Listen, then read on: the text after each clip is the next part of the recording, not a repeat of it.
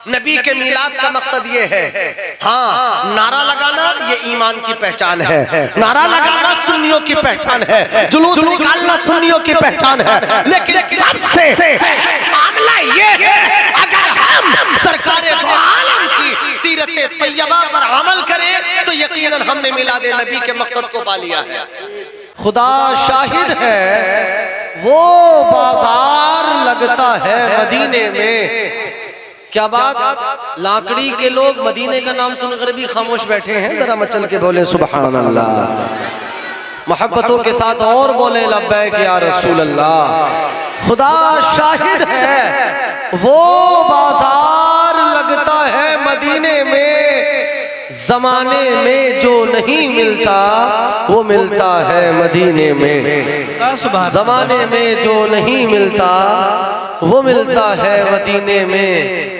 जहां तारीख था, जुल्मत कदा था, सख्त काला था, कोई पर्दे से क्या निकला के घर घर में उजाला था। इल्मो हुनर से पाती है इंसानियत फरोग, इंसान जिंदा लाश है तालीम के बगैर। इंसान जिंदा लाश है तालीम के बगैर। यही है आरज़ू के तालीम कुरान आम हो जाए, हर एक परचम से ऊंचा परचमे इस्लाम हो जाए। आइए मोहब्बतों से सरवरे अंबिया महबूब किबरिया सल्लल्लाहु अलैहि व अस्हाबिही वसल्लम की मुक़द्दस व पाकीज़ा बारगाह में अदब व एहतराम के साथ हदिया दरूद पाक पेश करें। पढ़िए बाबा से बुलंद, अल्लाहुम्मा सल्लि अला सय्यदिना व मौलाना मुहम्मद व अला आलि सय्यदिना व मौलाना मुहम्मदिन बारिक व सल्लिम, सल्लु अलैहि सलातन व सलामन अलैका या रसूल अल्लाह सल्लल्लाहु तआला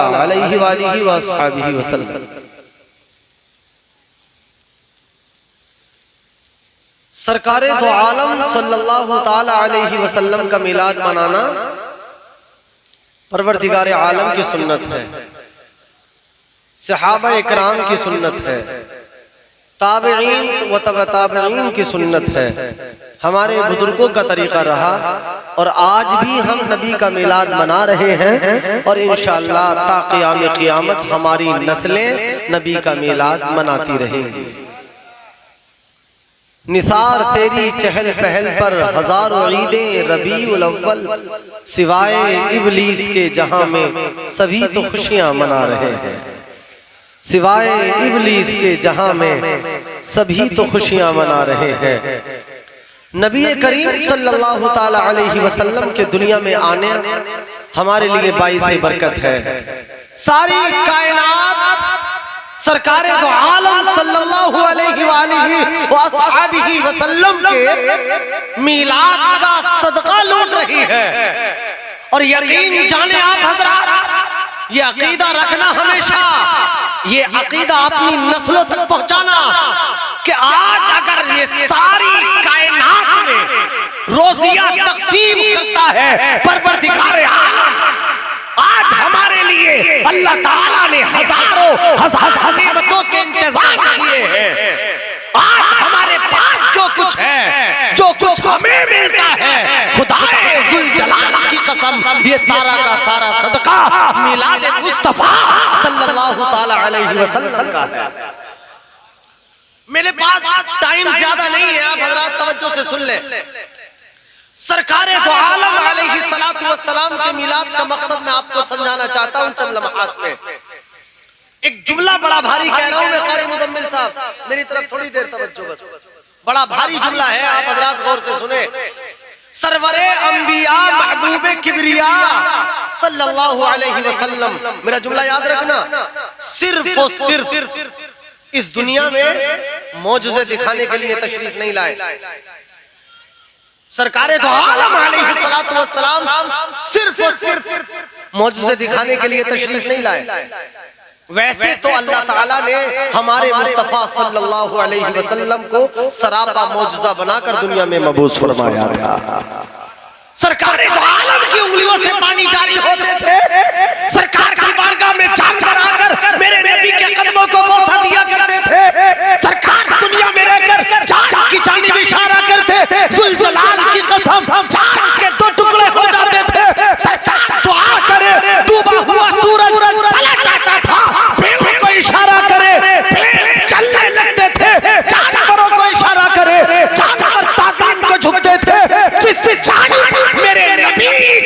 जाए, वो जानी पहाड़ों से मुअत्तर हो जाए, चारों तरफ उजाले हो जाए, लेकिन सरकारे दो आलम सल्लल्लाहु अलैहि वसल्लम के दुनिया में आने का मकसद सिर्फ और सिर्फ मौजूज़े दिखाना नहीं था।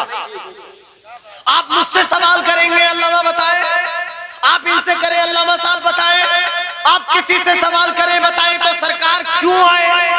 मैं आपको बताता हूं सरकारे दो आलम का मिलाद का मकसद कि हम और आप एक अच्छे इंसान बनकर जिंदगी गुजारें, एक अच्छे इंसान।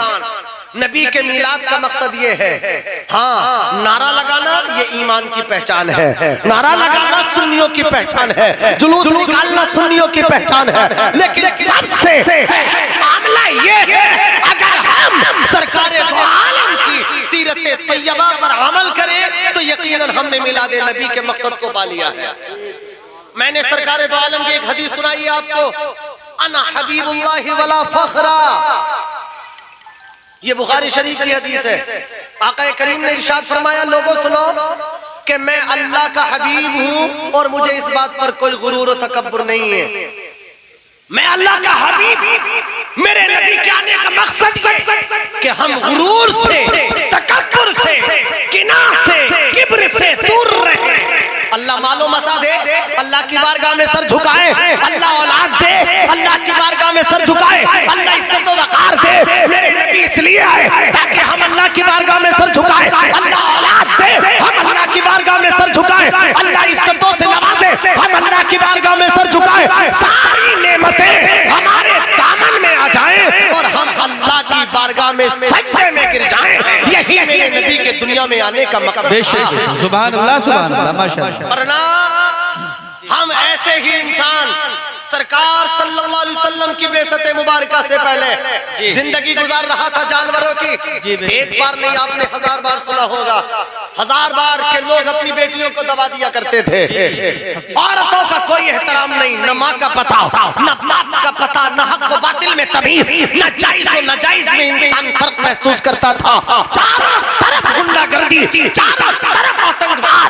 अल्लाह अकबर, मेरे नबी अरब की वादियों में क्या है, अल्लाह की कसम चारों तरफ उजाले ही उजाले। वाह वाह, सुभान अल्लाह, सुभान अल्लाह, माशाअल्लाह, सुभान अल्लाह। आज अल्लाह ने मुझे भी बेटियां दी हैं, आप भी बेटी वाले होंगे। पहले अरब का दौर ये था कि लोग अपनी बेटियों को दबा दिया करते थे।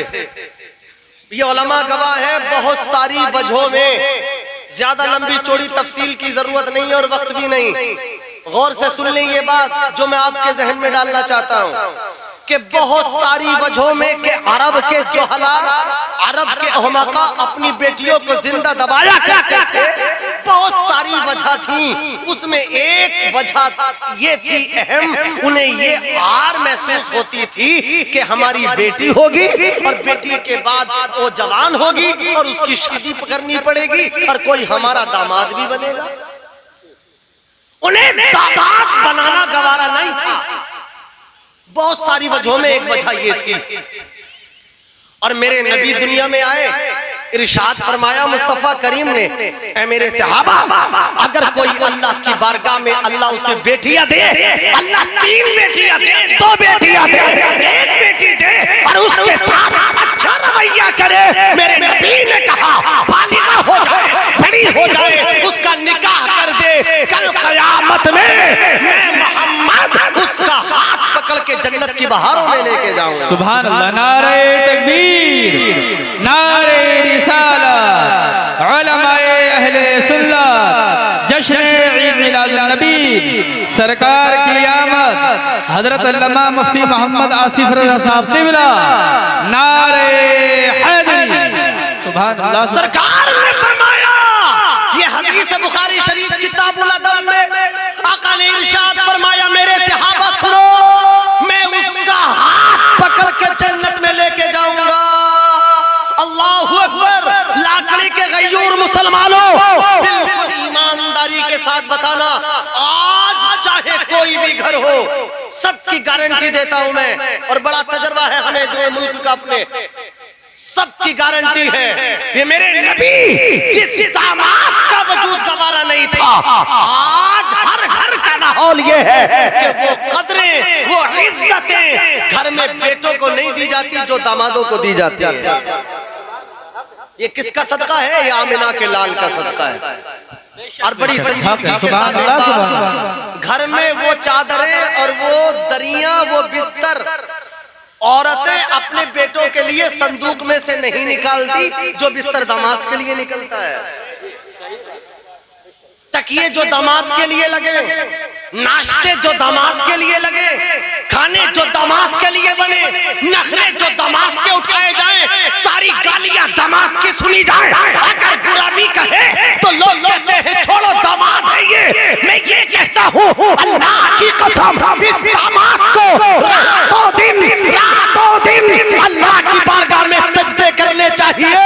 अरे जिसका वजूद दुनिया में गवारा न था, आज उसे लोग अपने सरों पर और अपनी आंखों पर बैठाने की कोशिश करें। बेशक हक है। सुभान अल्लाह, सुभान। मैंने ये देखा अपने माथे की निगाहों से। जी बेशक। अपने माथे की निगाहों से मैं बार मैंने कई बार इस दौर में जब मैंने रबीउल अव्वल की तकरीरें की है, लगभग हर तकरीर में कहा है, मैं जोया मरकज में पढ़ाता हूँ, एक इंसान आया और कहने लगा हजरत मेरी बीवी के बच्चा होगा, ऑपरेशन होगा, आप तशरीफ ले आए, आजान पढ़ दें।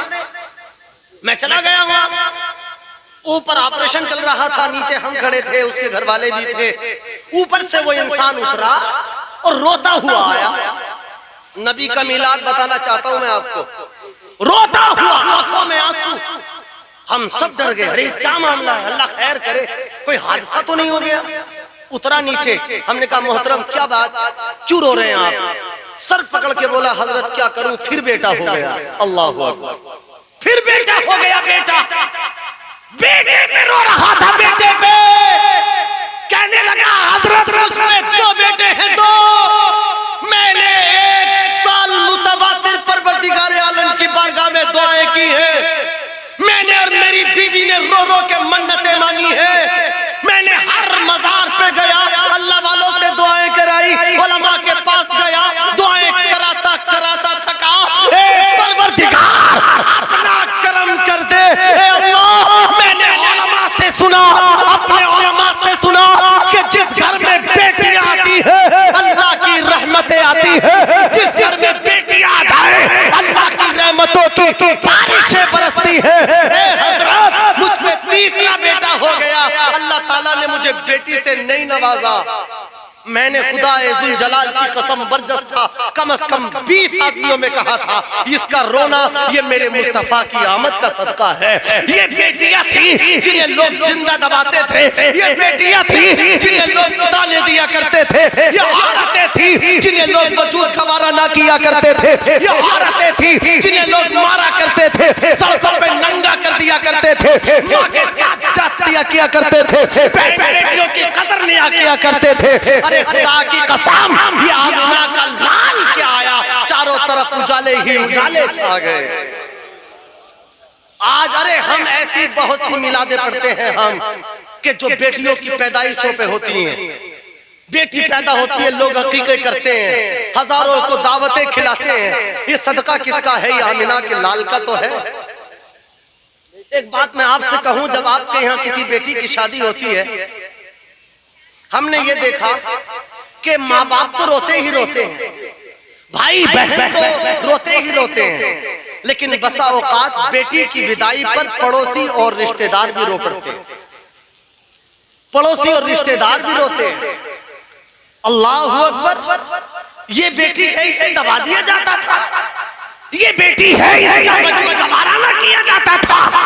आज जब से बेटी जन्म लेती है घर में, बेटी पैदा होती है, और बेटियां भी ऐसी, इसका पैगाम तो मेरे नबी ने दिया, इरशाद फरमाया था मेरे नबी ने, ऐ मेरे सहाबा, अगर तुम बाजार जाओ और बाजार से कोई सामान लाओ तो लाकर हमेशा बेटी को देना। ये हदीस है बुखारी शरीफ में। आका ने इरशाद फरमाया सामान लाओ बाजार से, तो बाजार से सामान तुम्हारे घर में बेटी भी है, तुम्हारे घर में बेटे भी हैं। मेरे नबी ने कहा सामान कभी बेटे के हाथों में मत देना, सामान का थैला हमेशा बेटी के हाथों में देना। ये बेटी दूसरे के घर की अमानत है। ये बेटी तेरे लिए हाथ उठाएगी। अल्लाह अकबर। ऐसा भी देखा गया कि बाप का जनाजा पड़ा है, बाप मरा पड़ा है, बेटे जायदादों पे झगड़े करते हैं, जायदादों पे। अरे हमने कत्ल होते सुना, क्या आपका जनाजा नहीं पढ़ा गया, बाप को सपुर्दे खाक नहीं किया गया। ये चार बेटे चारों लड़ रहे हैं जायदाद के लिए, और बेटियां बाप की मैयत पे आंसू बहाती हैं, हाय मेरा बाप, हाय मेरी माँ। ये तजर्बा है दुनिया का मौलाना, तजर्बा है ये। अगर बेटे माँ बाप के कदमों को धो धो कर भी पिए, जहां बाप का थूक जाए बेटे हाथ लगा दे, जहां बाप नाक सिन के बेटे हाथ लगा दे, इतने फर्मा बरदार हो बेटे, इसके बावजूद भी बेटियां भाइयों को धमकियां देती हैं कि मेरे बाप को कुछ ना कहना, मेरी माँ को कुछ ना कहना, वरना अपने साथ अपने ससुराल ले जाऊंगी इन्हें। ये बेटियां हैं, इन बेटियों की कोई कदर मंजिलत ना थी। सरकारे दो आलम नूरे मुजस्सम इस दुनिया में तशरीफ ले आए, चारों तरफ उजाले ही उजाले हो गए। हमारे मुस्तफा ने तो सब कुछ बता दिया, गड़बड़ तो हम करते हैं, तालीम तो हम हासिल नहीं करते।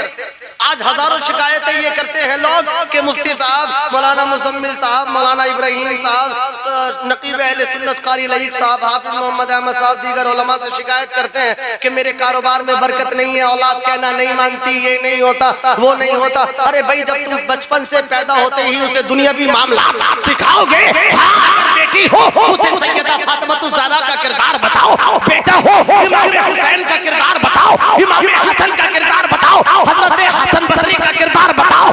अल्लाह की कसम, बेटियां भी आबाद और तुम्हारी नस्लें भी आबाद होती नजर आएंगी। मर जाते हैं बाप, तड़प तड़प के मर जाता है बाप, कोई देखने वाला नहीं। मीलादे मुस्तफा ये है।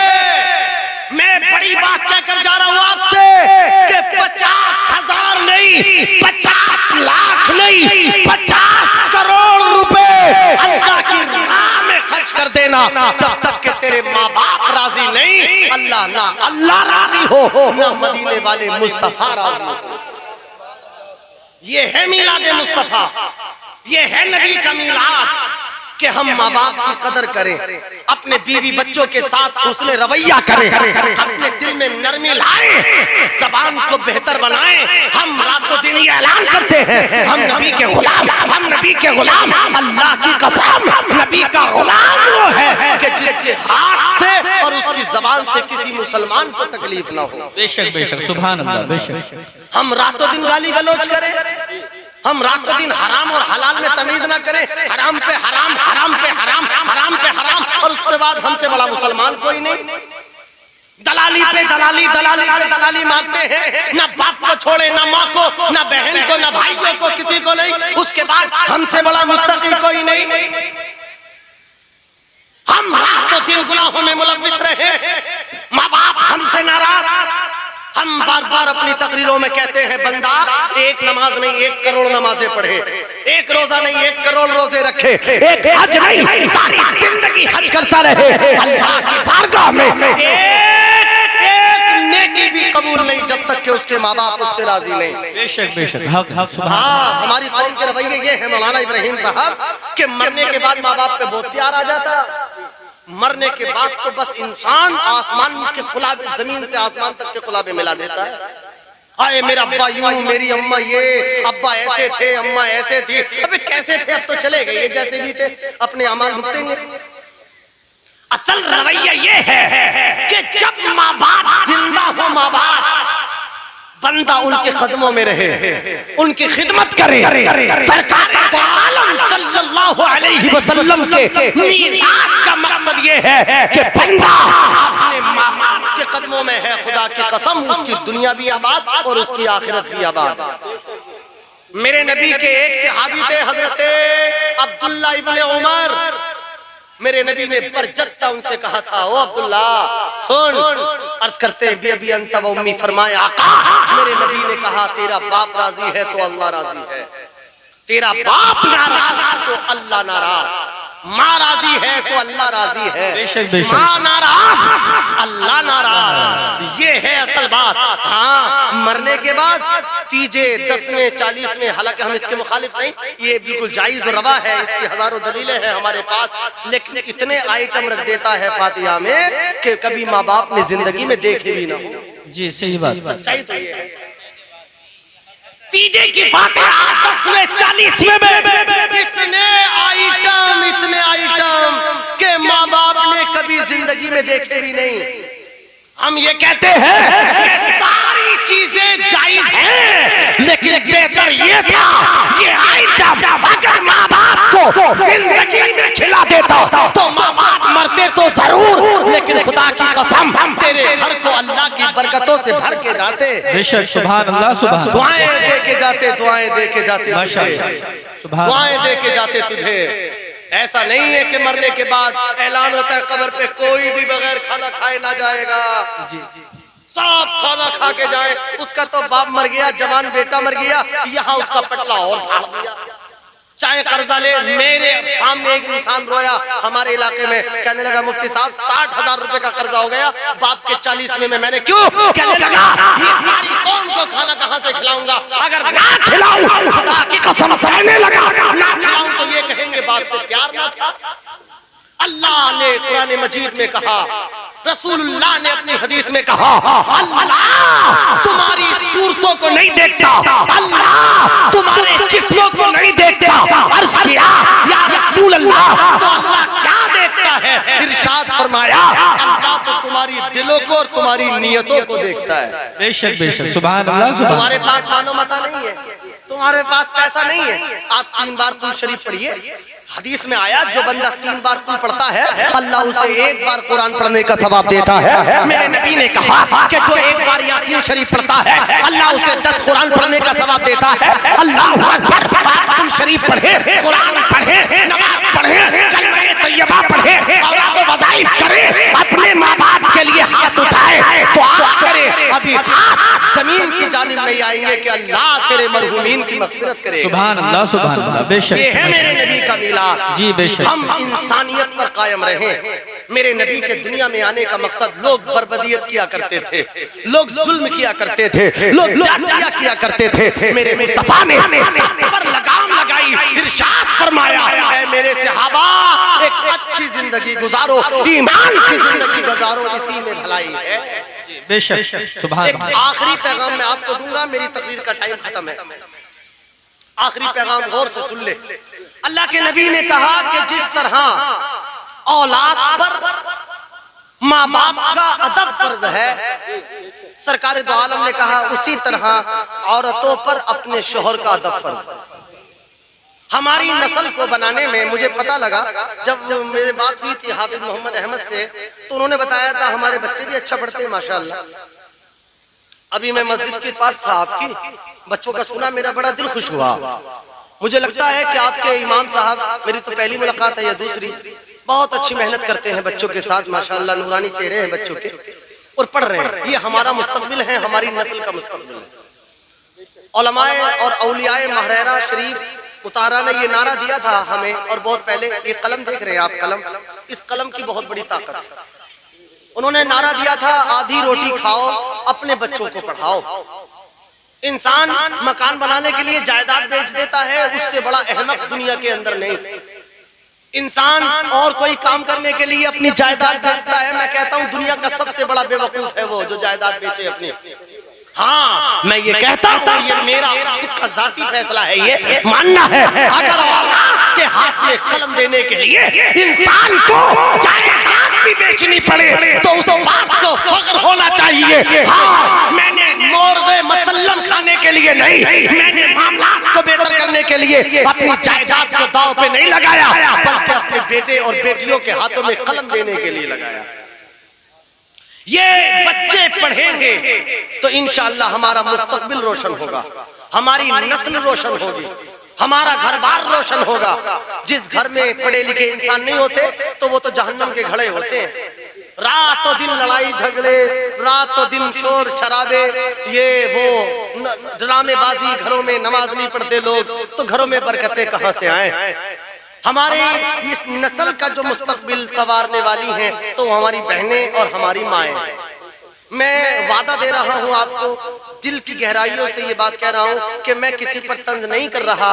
हमारी नस्ल को बिगाड़ने और बनाने में औरतों का, हमारी माँ और बहनों का सबसे बड़ा हाथ होता है।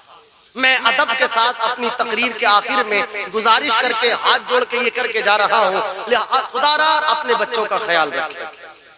खुद सवेरा सोकर उठे, खुद सवेरा सोकर उठे, अपने घर में झाड़ू वगैरह करें, नमाज फजर पढ़े, इंशाअल्लाह बच्चे भी हमारे नमाजी हो जाएंगे।